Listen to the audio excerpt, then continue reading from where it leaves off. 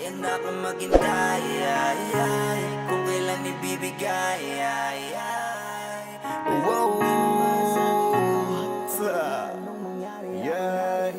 Ibang-ibang dating, kahit saan pa tumingin. Walang kapares, ang ganda parang mga bituin. Ang lambing ng kilos, madaling mangalin. Siya ay yamanting makinang, ang hirap niyang abutin. At siya'y isang dalaga, pangalan Esmeralda. At sa buong barkada, siya lang ang nakachamba. Na matupad ang pangarap niya na kasal. Kaso pang komersyal lang at pang TV literal. Kung tawagin silang magbabarkada ay Bengo ladies. Na siyang ang pinakaangat sa grupo, no one's against it. Pero lahat may katanungan kung bakit kadalasan nang gusto hindi pa ang kapalaran. Kung hindi man para sa akin ito, di na ko magtataka kung bakit laging bigo. Ako ay lagi lamang naririto, kahit na nahihirapan na ang sarili ko. Ayan na kung maghintay, kung kailan ibibigay, pero kung di man para sa akin ito, kahit na anong mangyari, ako'y naririto. Pakinggan ang istorya nitong si Ruby, tipo ng babaeng hindi basta tipikal lang. Top of the class at di siya nagpapahuli, pero gaya ng iba na merong ding napagdaanan. Siya'y dalagang matalino na tapos sa medisina. Malawak ang isip niya ngunit may pagkataklesa. Minsan ay umasang balang araw makasal sa isang tao na pinangarap at lubos niyang minahal. Ngunit di niya inakalang dadanas ng kabiguan ng mapag-alam ang sa nobyo niya'y may di siya nalalaman na taliwas sa inakala ang lihim nitong katauhan. Ngunit babangon siya anumang pait ng kapalaran. Kung hindi man para sa akin ito, di na ko magtataka kung bakit laging bigo.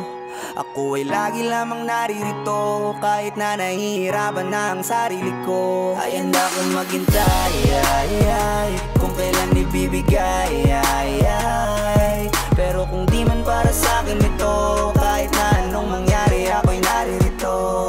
Siya daw ang pinakaswabe, yan ang sabi sa kwento. Kung titignan parang walang depekto, yung korte perfecto. Kaso tiyempo di na pwede kay Pedro, kasi napamahalit siya sa kumbento. Kaya mukhang hindi na para kay Adla ng kutis balerina. Malabo nang maging tulad ni Zorin at Carmina. Binalutan at mukha niya na lamang ang pwedeng makita. Nakarating na sa altar kaso nga lang bilang Maria. Pinangarap kong makarating ng kasalan, nangyari kaso lang sa ibang pagmamahalan. Iba man ng dahilan bago ko pa maranasan, ayos na kahit hindi binigay ng kapalaran. Kung hindi man para sa akin ito, di na ko magtataka kung bakit laging bigo.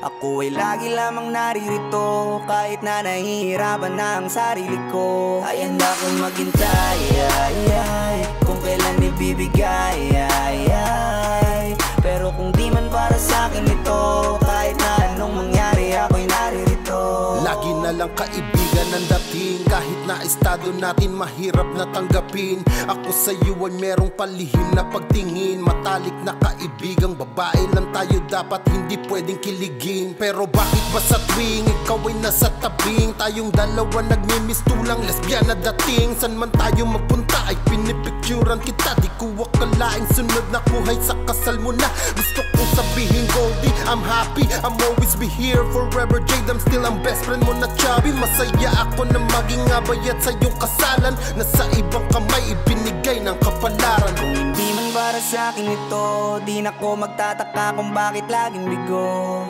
Ako ay lagi lamang naririto, kahit na nahihirapan na ang sarili ko. Ayan na kung maghintay, kung kailan ibibigay, pero kung di man para sa akin ito, kahit na anong mangyari, ako'y naririto.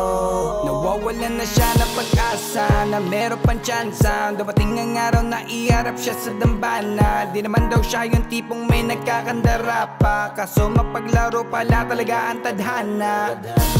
Sa unang tingin walang lingling, at kung tutukusin hindi siya kapansin-pansin. Sino mag-aakalang panahon ay darating, na siya pa pala ang unang aalain ng singsing. Bagay na minsan lamang mararanasan, sa kanya pa nangyari nang di inaasahan. Kabaliktaran pala kadalasan, kaya huwag pangunahan kung anong kapalaran.